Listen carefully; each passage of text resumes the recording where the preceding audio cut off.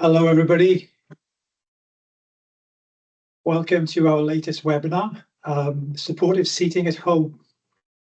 Rebecca, my colleague, Rebecca's the clinical lead at Careflex. She'll be leading the session today.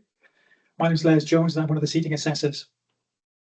Perhaps if I leave Rebecca across to start the prep for the presentation. Just to let you know, we are recording the session today, and there'll be a link to the presentation that we'll be emailing out to everybody. My colleague Kiwi's in the background monitoring the chat feature. If you've got any questions, please post them in chat, and we'll be happy to pick those up at the end of the session in a Q&A section. If Rebecca's ready, we shall start, and I shall catch up with you later on. Thank you, Les.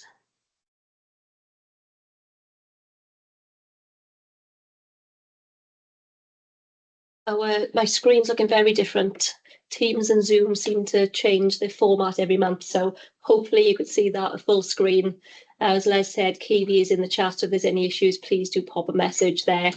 And as Les said, after the event, we'll be sending out a link to the recording, but also the PDF of the slides as well.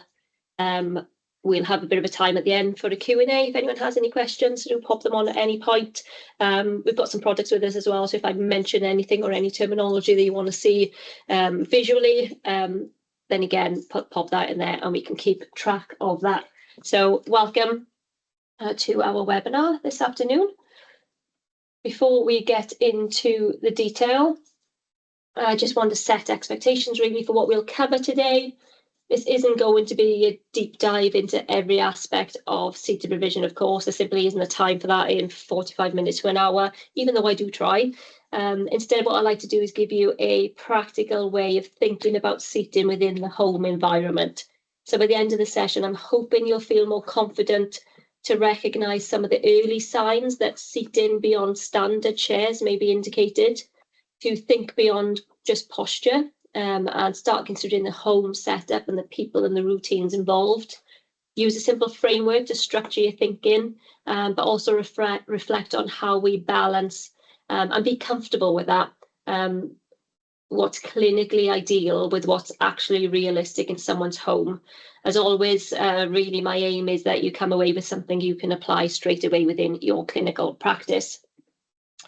Just to start with a question for you, how many of the people that you work with or support are spending most of their day in a chair that was never really designed for them, for their body, for their risks, for their daily life? If you think about it, sitting time is actually quite huge. Some estimates suggest that full-time wheelchair users can clearly spend up to 16 to 18 hours a day in sitting. And even in older adults, people may be sedentary for around 9 or more hours each and every day. So this isn't a small issue.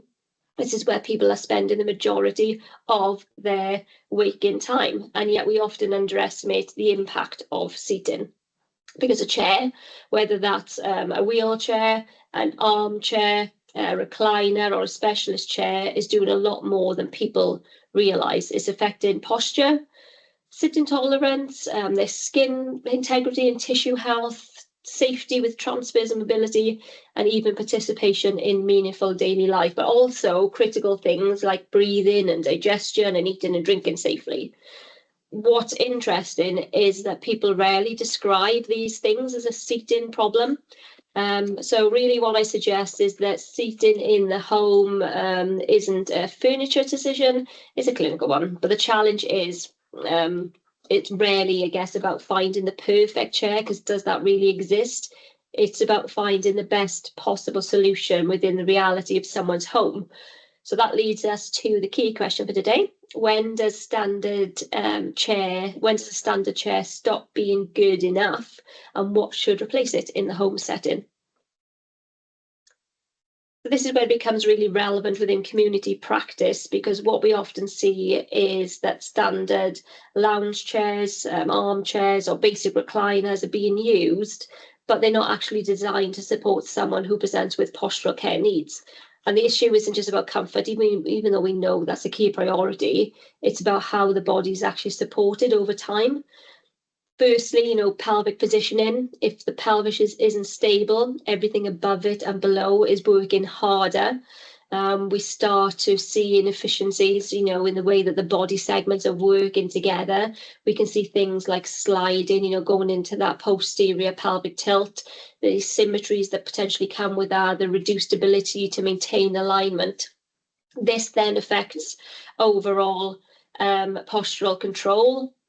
The person is no longer able to support themselves in that midline position, and they're using more energy just to stay upright. We also potentially can see individuals losing that proprioceptive input within standard seating. So especially if the person has some of those sensory challenges, they have less awareness of their position, of where their body segments are in relation to themselves and space, which can further increase things like instability and make movement and repositioning less controlled, which then, of course, feeds directly into movement patterns and transfers of mobility. If somebody doesn't have that stable base, that proximal control, that proximal stability, we can lose that distal control. So using the upper limbs and the lower limbs can become less efficient and less safe, especially for things like standing, but also functional engagement. So instead of sitting being supported and efficient, it becomes really hard work for them. And when that happens, what we see in practice is people tiring more quickly. We see their sitting tolerance dropping, their discomfort increases, movement can become less controlled, and of course, pressure risk increases. But again, it still doesn't present as an obvious seating problem. It'll come through as things like fatigue and pain, reduced participation, more time spent in bed, carers needing to do it more and more for them. And sometimes it's just simply that person stops joining in.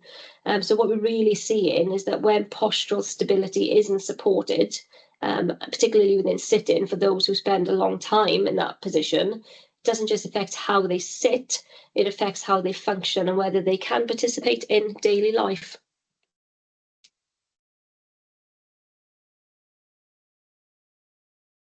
As you know, where the person resides should always be part of the prescription. And actually the best solution is rarely the chair with the most features or the most clinical benefits. It's the one that will work safely and consistently in the real home setting, because the home does change the provision no matter what our clinical objectives are. Seating is never just about the chair. You've got frameworks like the World Health Organization, ICF, that remind us that function and disability always happen in context, and that includes environmental factors. So in practice, what that means is that a chair can be clinically right on paper, but still practically wrong within the home. If it doesn't fit the space, the routine, or the person and the support around the person, then it will fail. So we need to take this home first approach, a holistic view, where we have to look beyond body measurements and critical angles and all those great objective data that we can find, which is strange for a physio to say, no, but we need to think about, of course, the person, but also the people and the routines around them, the environment and space that they're living in, and the practical realities of daily use. So we need to ask, does the seating actually support participation in daily life? What do they want to do in sitting? Can it be realistically used day after day within that specific environment? So the key message here, believe it or not, is that we are not just prescribing for postural care. We are prescribing, yes, for the body, but also the task, the environment, and the day-to-day life goals. So it means thinking about individual needs, caregivers, access, maneuverability, cleaning, and how the chair fits into the home overall, all these nuanced things that might not be obvious or visible when we initially start working with that person.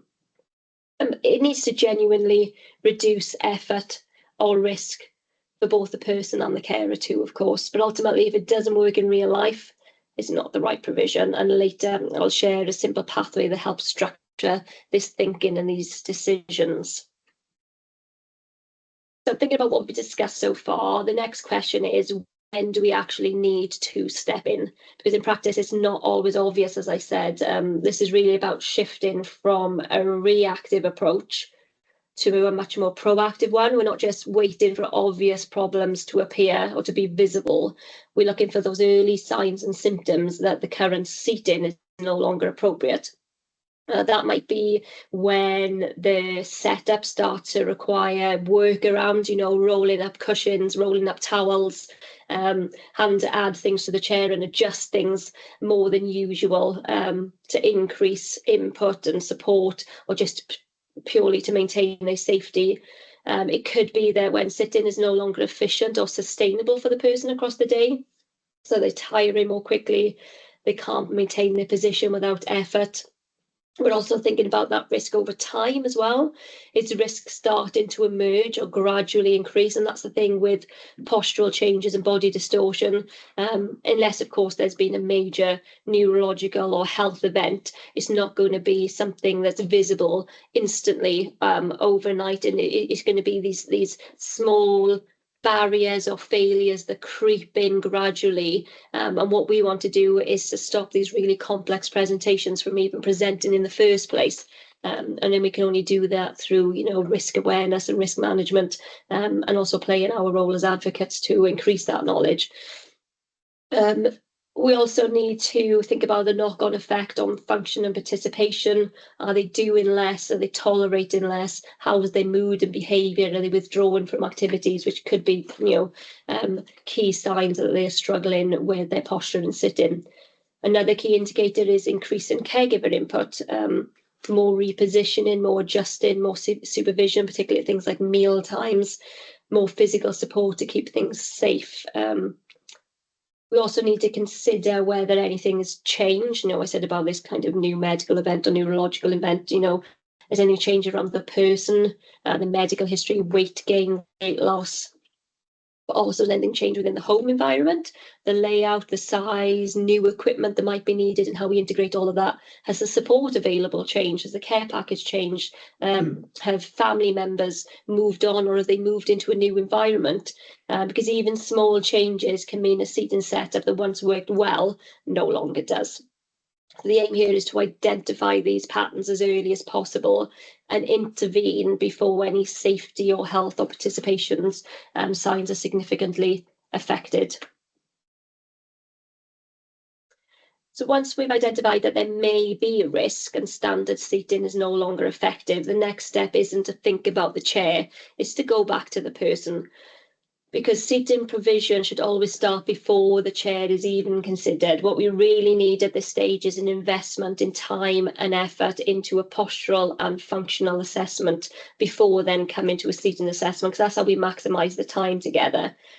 We need to understand how the person's supported across their day, what they expect from seating, and then we can make the most out of that time at the seating assessment to trial the equipment rather than having to fact find and do all that postural detective work. Now, we've only got time to touch on this briefly now around the whole kind of assessment process, but it is a really critical part of the process, of course. A thorough postural assessment does take time and practice and experience, and that's really where more in-depth training and hands-on sessions are designed. So please do reach out if you're interested in things like our clinical study days where we get more hands-on looking at things like assessment techniques. But at high level, what we're doing is bringing together both subjective and objective assessment. We always start subjectively, so the history taken and actually is just as important as getting hands-on. This is understanding who the person is, what matters to them, and how their day actually works, what it looks like. And then objectively, of course, looking at things like posture and stability, tone and movement and pressure risk. And really this part is about challenging assumptions, not taking anything at face value and finding out the dominant drivers of the presentation, not just the visible aspects of it. We need to be able to answer, why is this happening? Not just label the postural challenge, but actually why is it happening? What's driving it? It could be something intrinsic, it could be something extrinsic, but until we kind of get hands-on and do that fact finding, we're not going to know, and then we're just guessing with our interventions. Because even pelvic obliquity, the difference between it being fixed or correctable will completely change the way in which the chair is set up, from either building up on one side or trying to correct rather than accommodate on the other side. So even something like that completely changes the setup of the chair. A helpful way to structure this kind of assessment process is to think in 3 areas. Of course, the person, the postural control and stability, fatigue, and all those things I mentioned that we're going to find out through the subjective and objective assessment, but also bringing it back to function. Postural care is all about the person, but actually how they interact with the outside world as well. What do they need to do across the day? What do they need to do in sitting? How do they get in and out of equipment? What other equipment do they have they need to integrate together within that environment? What kind of activities or occupation or participation is important to them, because that means that we get active engagement in the intervention. It means we get compliance with that piece of equipment, and hopefully we achieve our clinical objectives too. The third then is obviously the context, which is the home environment, which is what we're focusing on today, the support that's available, what's realistically sustainable day to day, because without that full picture, as I said, we're just guessing, and there's a real risk that we move too quickly to a seating solution. And instead of understanding the problem, instead of understanding the problem, we're trying to solve it through guesswork and really just plaster it over rather than understanding the root cause. So really the guiding question at this stage is, what will this chair need to do between waking and bedtime within this exact setting? And it's understanding that that should drive the seating decision, not the chair itself. So once we've carried out the thorough assessment, this is where the clinical reasoning comes in. And this can be maybe the most challenging part of the process, but please don't underestimate your clinical judgment skills, because in reality, seating decisions are rarely straightforward, but we don't need to overcomplicate them either.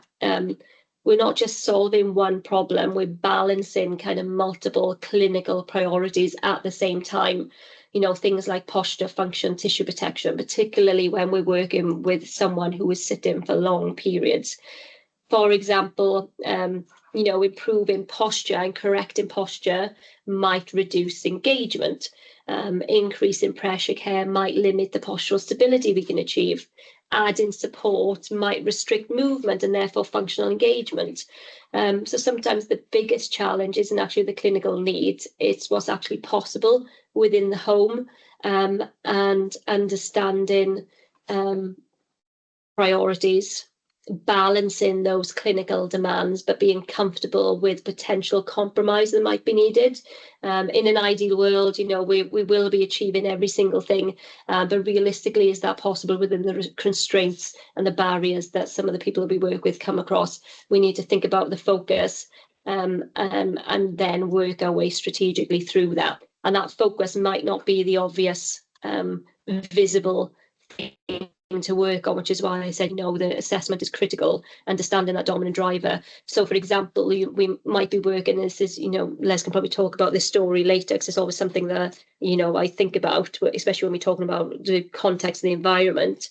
But if an individual, you know, is rotating within the chair, and we naturally go towards, you know, pelvic position, and try and potentially correct or accommodate that within the chair, and try and work intrinsically on some of those causes without thinking about the extrinsic factors, and we focus on pelvic correction instead of actually how the person interacts with the outside world, when really the driving factor of that rotation is simply the focal point and where they're positioned in the room. So regardless of what we do intrinsically to try and stop that rotation, if a focal point is to the side, they'll automatically in compensatory go into that rotation, because that's what they want to interact with. And so we have to really understand that dominant driver for that visible presentation. So what we're really doing here is weighing up those competing demands and deciding what matters most, what's achievable and what's sustainable in real life. The clinical reasoning isn't about finding the perfect solution. And within postural care, there isn't a perfect solution, because even if we get that gold standard sitting position, if that's realistic, and they maintain that for the next 8 to 10 hours, they're still going to be at risk of body distortion and soft tissue shortening and potentially pressure injuries if they're not dynamic, if they're still not changing position and reacting to functional demands. So that, you know, that idea that there's this perfect solution doesn't exist. So hopefully you can take that pressure off yourself to try and find that, and think of it more as a dynamic 24-hour approach, and how we get the person to be actively engaged as possible within meaningful daily life. So it's about the best possible balance for that person in that home. And the clinical reasoning part is what directly informs the decisions that we make when selecting the chair in practice. So once we've worked through that clinical reasoning, sounds easy, right? This is where it translates into the actual choices we make when selecting a chair. And we can support you through this, of course. We've got clinical justification documents for all of our chairs that kind of gives you some ideas of why certain features and functions might be needed for a particular postural challenge or a barrier that they may be experiencing, to hopefully try and speed up processes for you when it comes to report writing and funding requests. But really, you know, when we think about clinical reasoning and clinical judgment and chair selection, is then about going beyond that and understanding how we then integrate that, and how we utilise that, and how we choose the right setup and provision from, you know, from a range of different options, and that's why we need to narrow it down as well from the postural assessment, because our seating assessments can't bring out 80 different configurations, so we really do narrow it down as well to make sure we're bringing out the right chairs to trial. So it may be strange to hear me say this, but it's important to recognise that the prescription doesn't stop at posture or positioning. Clinical decisions should consider those intrinsic and extrinsic factors, even the more nuanced ones. The choice of chair, even things like colour and fabric and tactility and overall finish, can also have a clinical impact, as long as we can have that robust clinical reasoning. For example, people with dementia or visual changes or neurodiversity, you know, we do need to consider things like the fabric selection and the colour selection, and potentially the aesthetics of that, and be able to bring that into our report writing. Contrast becomes really important. It affects, you know, how easily someone can find and locate the chair, to be able to approach it safely, to be able to sit down safely, to return to it if they are mobilising. So we're not just choosing colours, we're thinking about how it sits within the room and how visible it is in the environment. We need to think about tissue protection and some of those safety factors as well. How the material interacts with the skin. Do we need things like permeable fabrics or four-way stretch, particularly for people sitting for prolonged periods of time, or those who do have that baseline risk of pressure injury. Those with altered tone or abnormal movement patterns as well, protecting from things like injury. Those with body temperature regulation or continence needs. For people with sensory sensitivities or challenges, again, no one size fits all approach works. Colour, pattern and texture can influence the sensory load and their tolerance.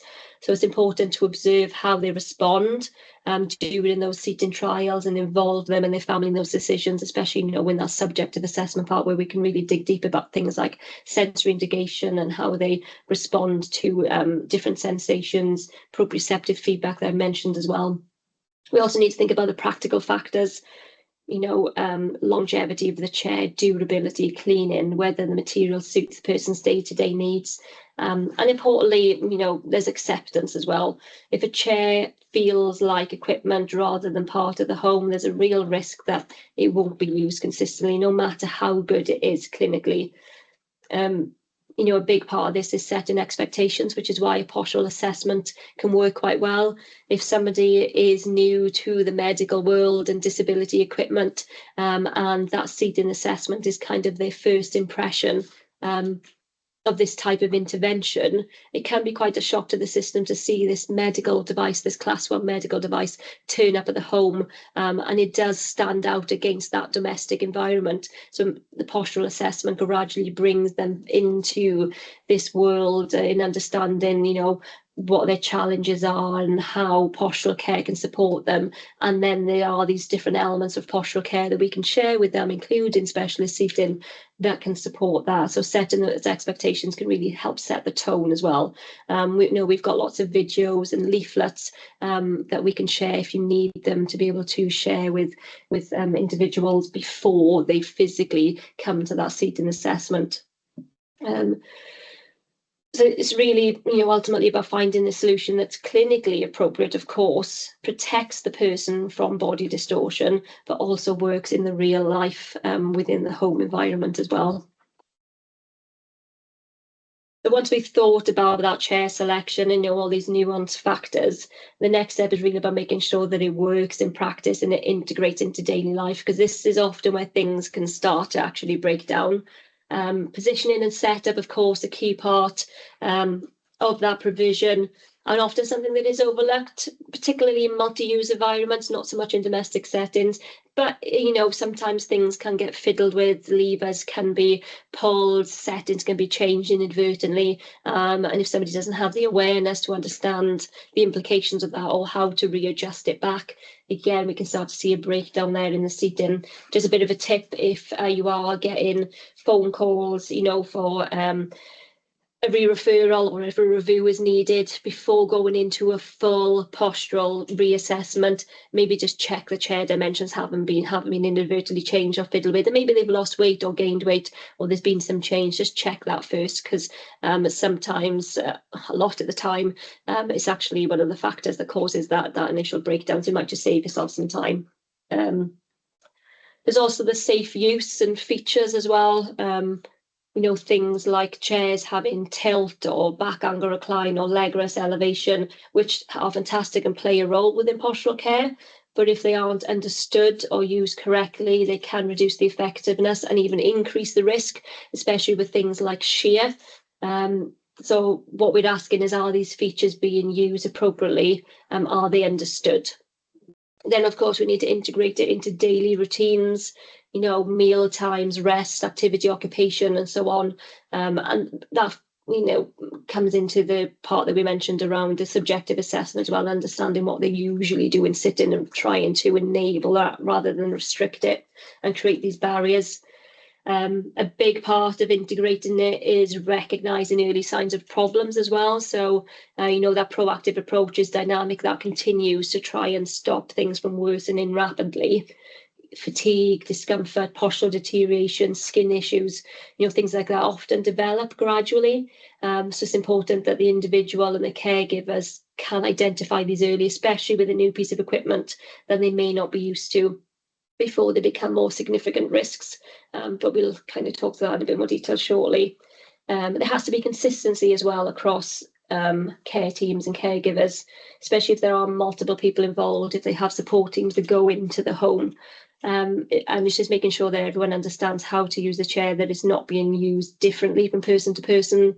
Is there a particular competency need here? Because again, there are risks with that. So we need to make sure there's this shared, consistent approach to how the chair is used. A big part of this to enable that really is the education, but showing someone how a chair works once just isn't enough. We have a role in raising awareness, but also in holding that accountability for prescription, even if we discharge. I appreciate that some of you work in community settings where you don't hold a caseload. So we do have to empower the individual and the support network to keep these interventions in place and doing that safely, even when we leave that environment. Having a key worker or someone who, is named or signed on any documentation can help, letting them know that if they are moving on or changing roles, that they have a responsibility to raise that with you, to let you know that there may be a gap here in knowledge with a change in support. And again, I'll cover this in a bit when we have a look at care planning. A seating solution requires more than instruction, it requires understanding and practice. So it's really about making sure that the person and their carers can understand, apply and adapt what's being prescribed. That means making sure the positioning and setup are not only demonstrated but understood and practiced. making sure that they understand what the feature is, what it does, when it's inappropriate, what it's signs that it's being used incorrectly, especially things like shear and back angle recline and increasing that sliding down the chair. If somebody doesn't have knee range of movement, do the individual in the care team know that they shouldn't be elevating the leg rest? Do we need to potentially lock that off as part of the care planning? What's really important about this part is adapting how we communicate. Some individuals that we work with may have cognitive changes, reduced insight and capacity, different learning needs. So we just need to adjust how we explain and document and demonstrate and reinforce that information. Check understanding, not just assume it, asking them to show us how they position the person or how they would adjust the chair rather than just demonstrating it, because that's where we can actually see whether that knowledge is embedded and their awareness is there. And just remember that education isn't a one-off fee, that it may need to be adjusted over time as needs change or as different carers become involved. And again, that's something we can support with if you are struggling. So this education and support stage is not just about it being delivered and set up, it's actually, how they apply that and sustain that safely in real life. And this is where care planning then played that critical role. So once we've carried out the assessment, completed our clinical reasoning, we've supported and educated the implementation, the next step is making sure that everything is clearly documented and communicated, because even when a solution is well set up, it can still fail if there isn't a clear plan, a clear care plan in place. So as I said, it's a critical step in the pathway that brings everything together. I can't, emphasize enough how important it is that if we are working with somebody who needs postural care, that 24-hour approach, not just the specialist seating, but that whole holistic approach, then that care plan just reinforces everything and makes sure that it can stay dynamic, and we can try and minimize the impact, but also, not only stop body distortion from happening and those really complex, but actually restore some elements as well. There is potential there with soft tissue changes to restore some of that. So it has to be dynamic, and we have to keep challenging that. We need to make sure that the purpose of the seating, how it should be used and what risks are being managed are clearly documented in a way that's easy to follow for the audience. And that includes a risk management. So understanding what the risks are, what that might look like, how they're managed over time. It's a really important part of that handover as well. Verbal communication as well as that written communication. Photographs and timetables can be extremely beneficial. People can interpret words in many different ways, but that visual reference point can be a strong indicator of how somebody should be positioned. But also, if they're starting to deteriorate or if the chair's not quite doing what is intended, then it'd be really obvious that they don't look like the ideal optimum photo that we've supplied, especially if we're expecting repositioning as well throughout the day, having different photos for meal times and rest and activity. Timetables as well, when equipment should be used.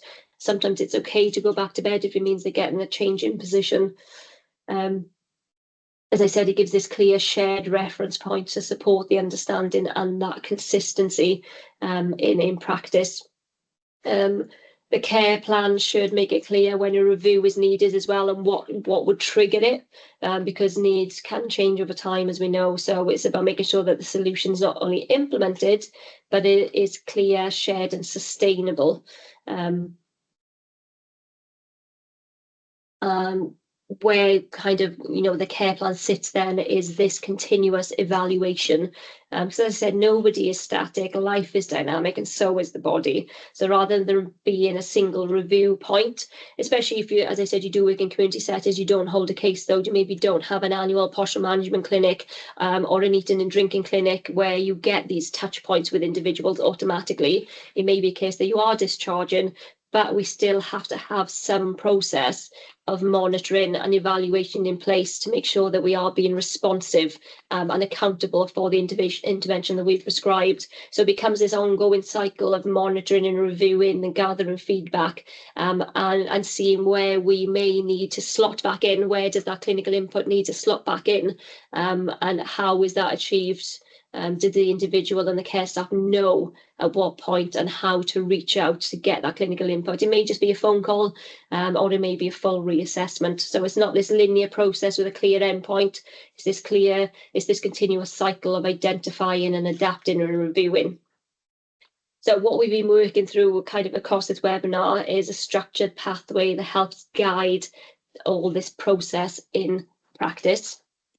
There are some things, when I talk about monitoring and evaluating, especially if we are leaving that environment, especially as a clinician, if we are stepping away or discharging, and we kind of have to hand over some of that accountability, we need to give them the tools to be able to monitor. What are we actually looking for that might indicate the need for review and reassessment? There are a small number of simple, meaningful indicators that we can share with the individual and the support staff that can help them pick it up within day-to-day practice. So we're looking essentially for change over time, changes in sit intolerance, pain or comfort levels, their skin condition, their posture within positioning within the chair, their transfer to mobility. Is there any changes that's happening in terms of how much caregiver input is needed? Their participation in daily life, are there any changes in mood and behaviour? And this can really help them identify the current setup and when it may no longer be working as intended and the need to reach out for clinical input. There are, very particular, red flag, clear triggers for escalation as well. They need to be clear on the care plan, new skin damage or pressure injuries, falls or near falls, rapid changes in conditions, unsafe use of the features, things like tilt or back angle recline or positioning aids and flexible postural supports, or simply that the chair is just not being used completely anymore. They're completely refusing to use the chair, because that's when we're moving then from monitoring to actually deciding if a review or reassessment is needed. And this has to be clear on the care plan for them. So this is the pathway I've mentioned, and it's really designed to be a practical tool, not a theoretical, rigid model. Hopefully something that you can actually use to structure your thinking, to give you these reminders within day-to-day practice to think logically about things, because in reality, seating decisions, especially in the home, are rarely straightforward. There are going to be challenges and barriers in any setting, but some of the home ones are more nuanced potentially because of the nature of the support that's being provided, maybe some of the limitations in the layout or the size of the property, and how much manoeuvrability there may need to be around the home, even things like furniture and carpets and flooring, the thresholds. Again, there's all these, unexpected barriers that we need to kind of foresee. There are going to be multiple factors as well, and often competing priorities and clinical demands and potential trade-offs when I mentioned about, balancing and potentially compromising on things. So hopefully this pathway gives you a way to work through some of those complexities, structure your clinical reasoning and make your decision making clearer and more consistent. It can help you with your documentation as well and communication, because we need to be able to clearly explain what the issue is, what you've considered, why you've made a particular recommendation. Just helps your clinical judgment as well, because that becomes really important when decisions aren't perfect, and they're not going to be, because you've got that balancing act that you need to do between things like posture versus function and safety versus independence. So we have to make, helps you to hopefully define and prioritize as part of this pathway, and understanding what an ideal setup might be versus actually how much of that is possible within the home and within those complex real world situations. So the pathway, as I said, helping you through that process. You made a selection, you're integrating that within daily life. This is a helpful point really to take a step back sometimes and sense check some of our decisions. And this is where kind of these 6 clinical domains can help guide your decision making. There's not really a checklist, just a tool to help you define the need based on, the dominant drivers, be able to prioritise risk and challenge our own assumptions, really. Because one of the biggest risks in seating provision is that we can focus too heavily sometimes on one area, and sometimes that might not be the area that we need to focus on because we haven't understood those true drivers, and we just go in with the really obvious visible presentations rather than what actually is causing those issues. So these domains can help us ask better questions rather than just, is this addressed? It's more about why is this happening? What do we need to prioritise? Have we over prioritised this? Are we compromising too much on this to be able to achieve this? Is it still the right balance for the person within their home, or do we need to consider some of those nuanced factors? And that's really the key point. They help us move from, I guess, a product-driven single issue decision to a more balanced, defensible, clinical decision that does work within real life. I just wanted to quickly introduce a case study to try and frame the pathway, I guess, and everything we've kind of spoken through and the thinking that we're doing that shows what it might look like in practice. And as I said, we don't need to overcomplicate this. We can break it down into these different steps of the pathway just to really get our brains going and be this postural detective and sense check what we're doing to make sure that we are prioritising the right things and compromising where we need to for the right reasons. So we've got 81-year-old gentleman with early cognitive decline and repeated unsafe standing attempts. So immediately we're identifying risk. We've been proactive, particularly around things like safety and their transfers and mobility, but also consistency as well, and their capacity to understand chair use and functions. When we do the assessment, things get highlighted around, the intrinsic factors such as their positioning within the chair, their habitual sliding within the chair, but understanding the root cause of that, the dominant driver of that sliding, being fatigue rather than positioning potentially. It could be sensory seeking because the seat height is too high and they're simply sliding down the chair to get their feet on the floor, to get that proprioceptive feedback, rather than there being a particular damage to one of the body segments. Having a look at transfers, this inconsistent sit to stand, again, is this intrinsic causes because of generalized weakness or loss of balance, or could it simply be the way that the chair is set up for that transfer? Not using the negative angle leg rest, not flipping away the foot plate so they can get a good foot placement, not having transfer assist arms so they've got that platform to be able to push up from. And again, understanding the dominant driver for that presentation. We then start thinking about competing priorities. We're starting to define what the objectives are, understanding what the balancing act might be. The family wants something that looks domestic, while the carers need something that allows safety and support. How do we balance that? Is there a compromise that we can come to enable both those objectives in some form? So then this becomes your clinical reasoning exercise where we are balancing posture and safety and function, but also acceptance and compliance.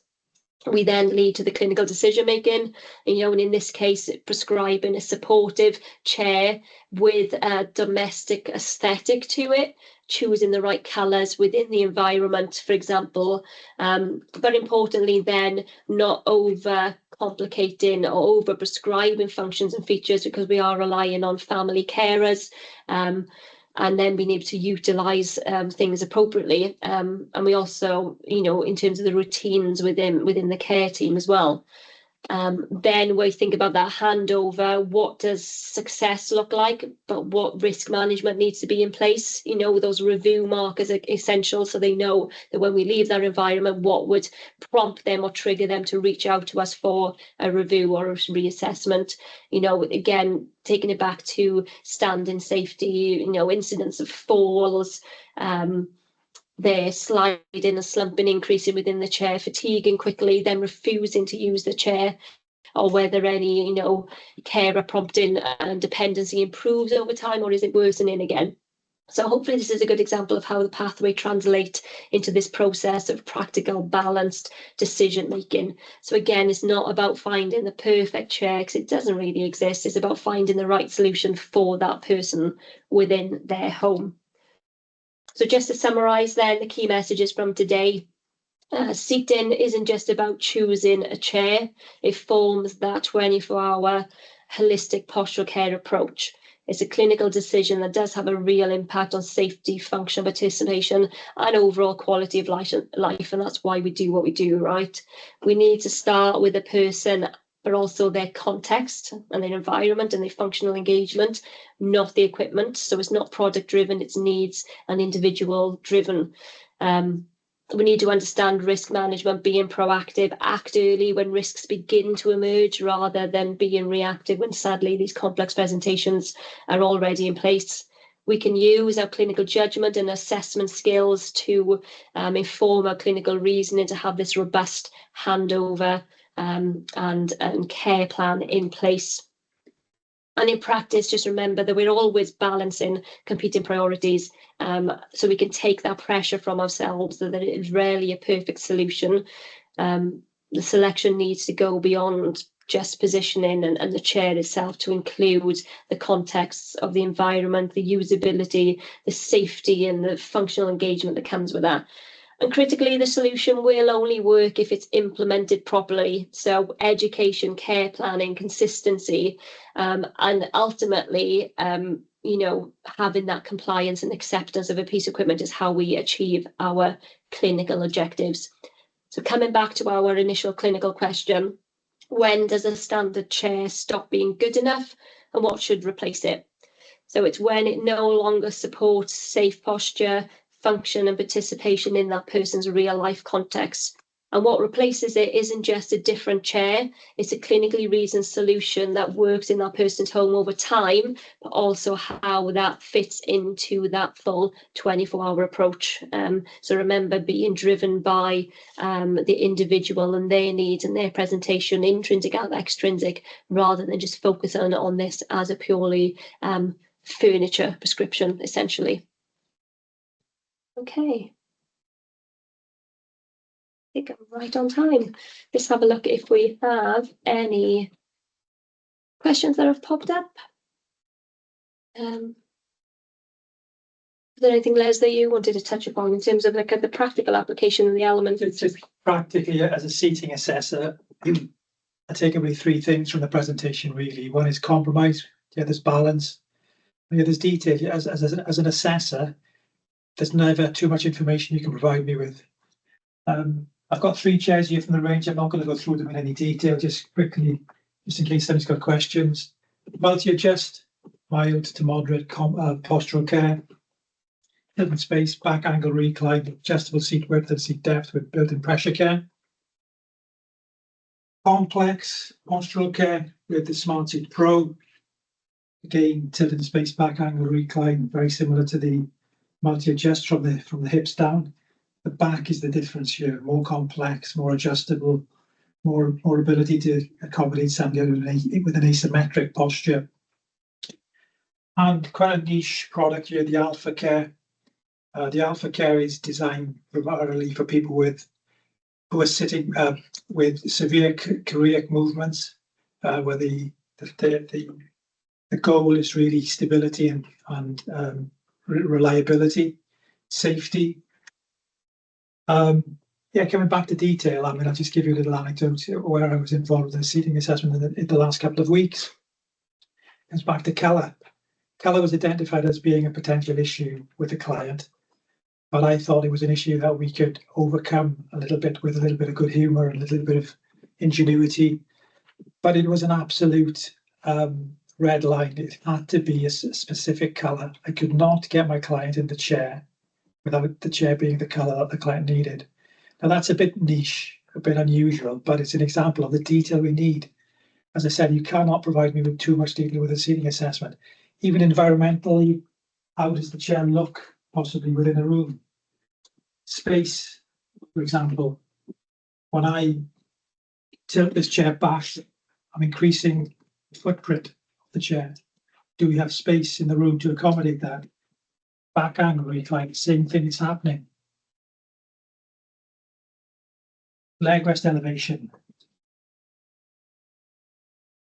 Quite a different consideration here now compared to the chair in that kind of upright neutral position.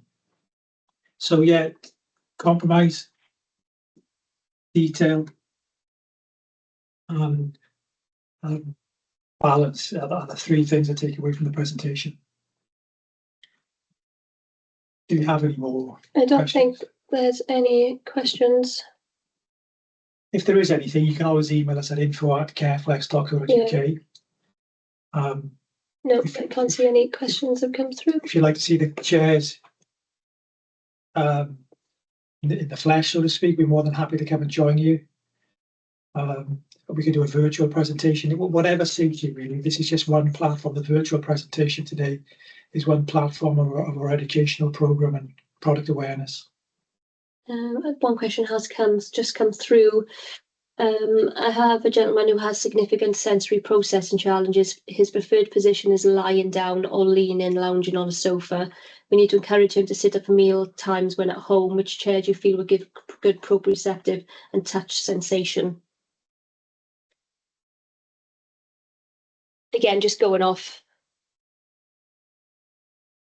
First of all, definitely, thinking about a seating assessment, but just going off just from the top of my head, thinking about the type of individual and potentially the position they like in terms of being slightly more reclined and needing more of that proprioceptive feedback kind of as much as possible, something like the Alpha Care, potentially just because it is more encompassing.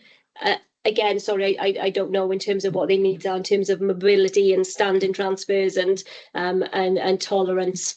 But certainly if the key is trying to get enough proprioceptive feedback to enable them to tolerate a more upright position for safety for eating and drinking, then certainly something like the Alpha Care, just so you can see, you've got a higher side, so it gives more lateral feedback.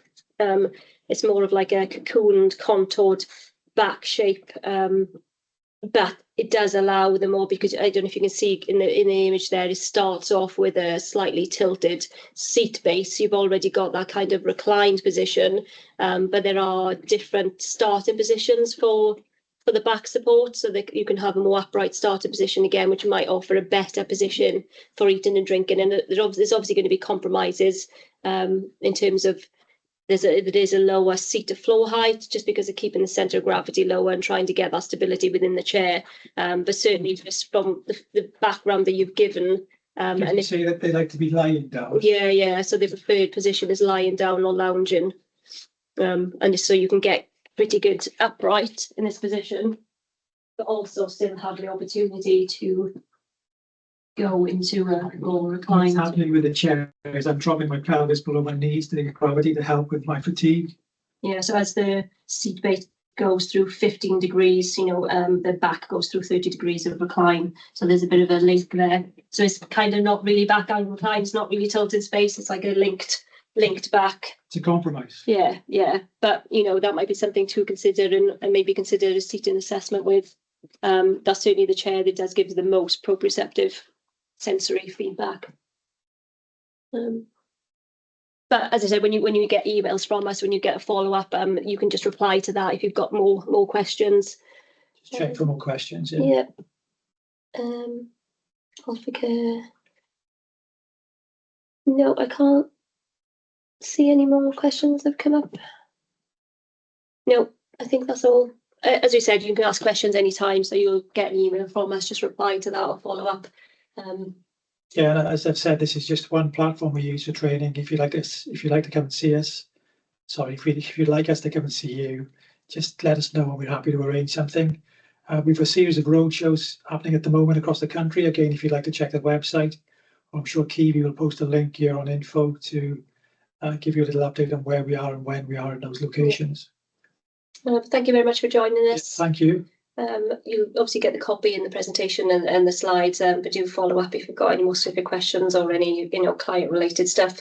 And have a good rest of the day, and hopefully you'll join us next month for our next webinar in July. And yeah, thank you very much. Thank you. Bye bye. Bye bye.